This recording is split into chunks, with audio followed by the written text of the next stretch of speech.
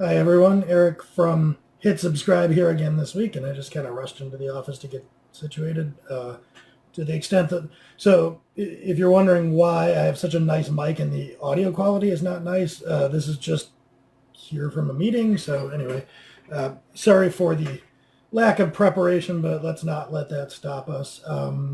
The topic today, we're doing another one of these that's kind of related to a blog post that I wrote recently. And this one is steps to writing technical blog posts. So I wrote this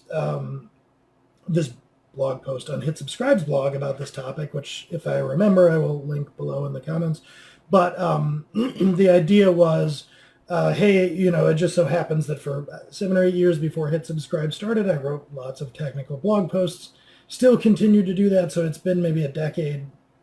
I've done a good bit of this. I could probably share some insights on how to go about writing blog posts. Now, if you're watching along, I'm talking about a tutorial style blog post. So whatever technical means for you. For me, for a lot of years, it was writing posts about software engineering, but maybe if you're watching this, I don't know, it's how to put on makeup or how to fix a dishwasher or whatever it is.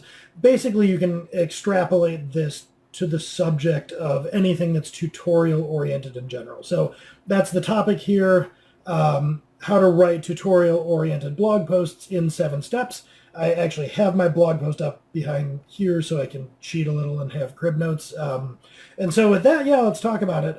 What would you do to get started writing a tutorial technical style blog post? A lot of people approach this in the beginning, like when it comes up with a way to think of ideas, especially like in the software world. It's kind of like, hey, what's a thing I just did?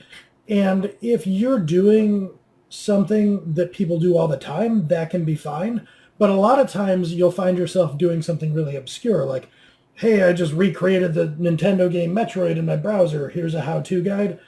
I would recommend not doing a how-to like that, only because the usefulness factor of that isn't going to be super high. So maybe people really want to like dive into that because it's weird.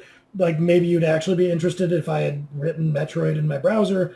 You might be interested in how I might do that, but probably not as a tutorial. You'd probably consume that more as a curiosity piece, and you wouldn't really want like all the nuts and bolts because you're not looking to do that weird thing yourself. So when it comes to tutorial style posts, what I would do is go use either keyword research tools, or you can go into Google and like type in a term and see what questions people ask around it, or type in like how to and then a keyword of some kind, how to mascara if you're doing a makeup blog, and start to see what's suggested. And those can be good tutorials to write. Another thing would be to go to sites like Quora and look on Q&A sites at what sorts of questions people are asking for tutorials about, or maybe even like video tutorials that you find on YouTube. But you want to be sure that you're addressing like something people actually want to know how to do, because you can really write and have a blog for a long time that's nothing but crickets if you're giving tutorials on stuff that nobody's looking to do. So find actual questions that people ask. Maybe even it's in real life, depending on what the technical sort of stuff you want to do is. Maybe you're getting a lot of questions from friends and family, like to troubleshoot something. But whatever it is, ground it in an actual question that actual human beings have. And that's going to lead into step 2 here pretty nicely. Step 2 is establish an actual human reader persona and give them an actual name. So I don't just mean that, hey, anybody who's interested in makeup would be interested in this topic. Picture, Susan who wants to put on mascara, like, and picture an actual human being that you know, and then write to that person. And the reason I say to do that is because, especially if you're kind of a newbie at writing blog content, you are going to flip into what I think of as academic mode, which means that all through your life, in high school and in college, and especially if you go to grad school, you are coached to use a lot of passive voice.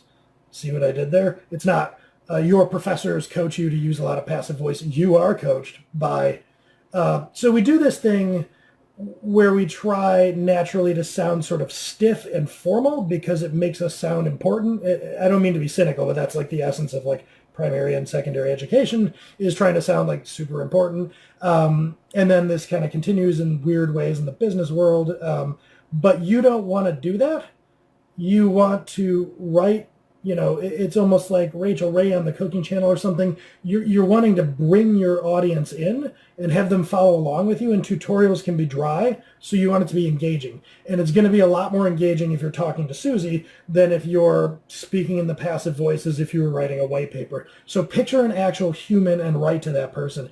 It's also going to help get you into the frame of mind of, would Susie understand what I'm saying here? So that's the goal. You're going to have an actual person in mind that you can actually imagine following this tutorial. Step 3, you're going to define a concrete actual goal for this human. So if it's Susie and it's a makeup, I don't know why I picked this example. Like, I'm having more trouble than usual making things up off the cuff, given this domain I know nothing about. But anyway, Susie, who's putting on mascara, I'm assuming... Let's assume that's something that people who want to do it don't know how to do. Just suspend disbelief there. So your actual goal for Susie isn't get better at makeup or something. It's that, like, when she's done following your tutorial, Susie will be ready to go out on a date or something. So you have this actual goal in mind that at the end of your tutorial, a reader following along will actually have successfully executed, and they'll somehow be better off for it. So that's the third step. Now you're ready to kind of get into the mechanics of post writing. So outline this post that you're going to write. You've got this human Susie. You've got a goal for her. So lay out the steps to help her achieve that goal.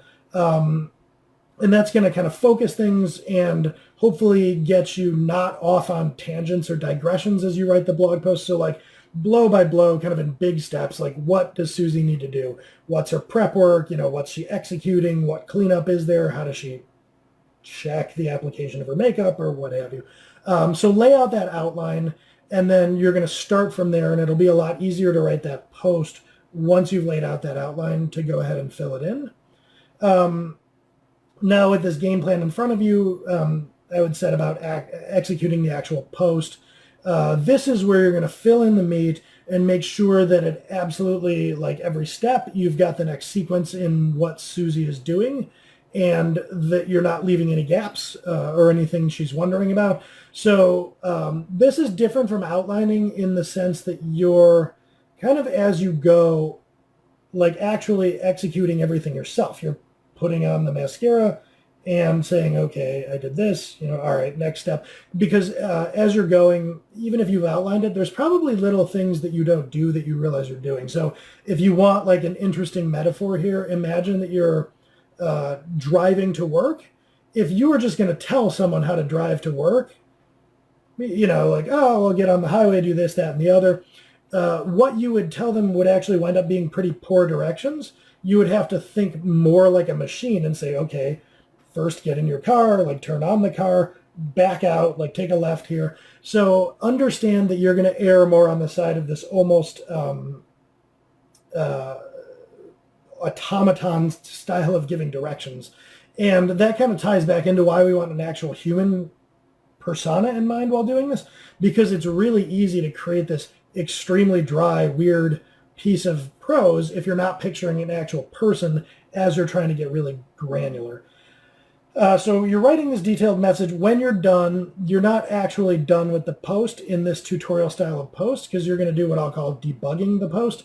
And this means that you're going to the best of your ability, you finish the post. Maybe you even want to give it a day so you're a little bit removed from it.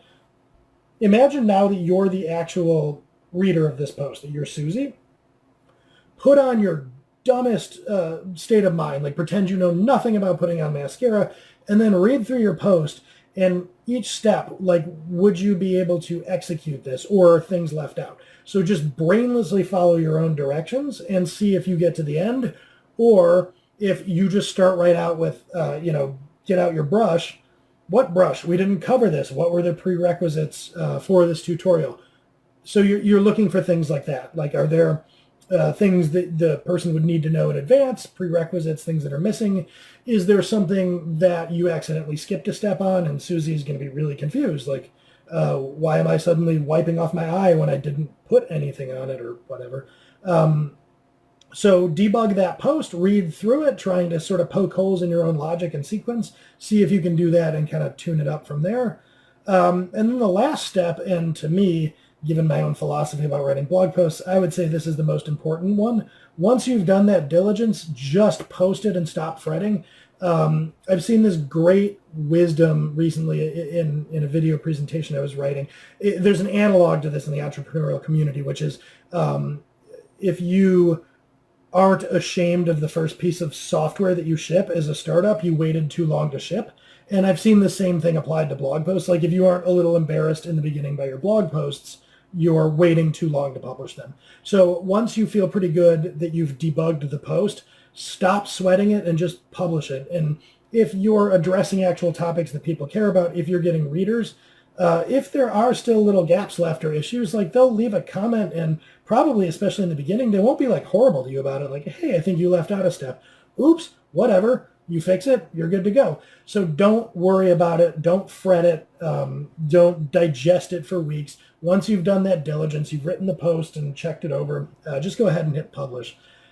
So those are the 7 steps I would say to writing a technical blog post, and more or less over the course of the years, this served me very well. I can't even begin to estimate how many of these types of blog posts I've written, and yeah, it's gone pretty well. So hopefully that's interesting, and hopefully it's broadly applicable, not just to software, because I really do think this same sort of reasoning is going to apply to anything that you're technically proficient in, any kind of tutorial that you're writing.